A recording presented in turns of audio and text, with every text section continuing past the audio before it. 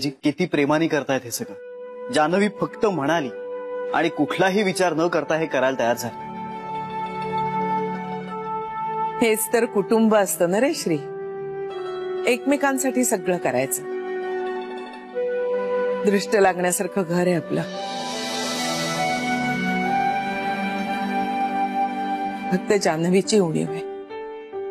विघ्नेश्वराने मला सगळं दिलं, पण माझ्या श्रीशी असं नको होतं वागायला त्यानं। आईजी, विघ्नेश्वराने मला जे दिलंय ना ते जगात कोणालाही दिलेलं नाहीये। इतका लाडका आहे मी त्याचा। अगं खरंच सांगतोय आईजी, जगामध्ये प्रत्येकाला एक आई असते। इथे मला त्यांनी 6 आया दिल्या आहेत।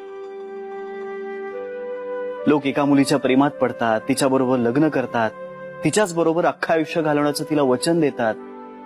मीही एका मुलीच्या प्रेमात पडलो, तिच्याबरोबर लग्न केलं, तिच्याबरोबर अख्खं आयुष्य घालवायचं तिला वचन दिलं।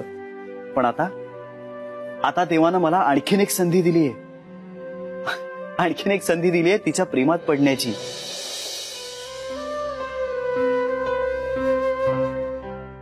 तिला नव्यानं जाणून घेण्याची, तिला नव्यानं जिंकण्याची, तिच्याबरोबर पुन्हा एकदा आयुष्य जगण्याची, तिच्याबरोबर नव्यानं संसार थाटण्याची संधी।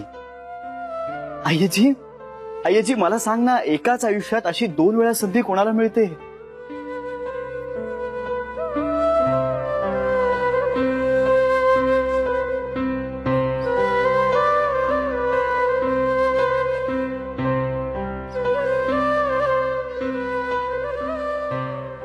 नाही, मला माहितीये की आत्ताची परिस्थिती खूप गंभीर आहे, पण माझ्या मनावर आणि माझ्या प्रेमावर पूर्ण विश्वास आहे। आणि मला खात्री आहे की माझं प्रेम नक्की जिंकणार। माझी जान्हवी माझी बायको म्हणून आणि तुमची सून म्हणून या घरात नक्की परत येणार। त्याशिवाय मी स्वस्थ बसणारच नाही आता।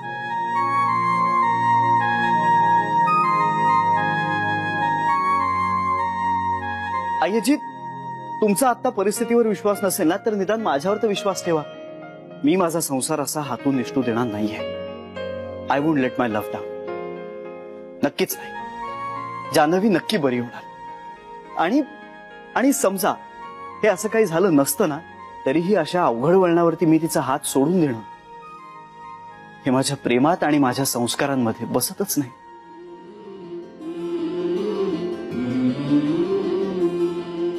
त्यामुळे आम्ही एकत्र आहोत आणि कायम एकत्र राहू, कम व्हॉट मे।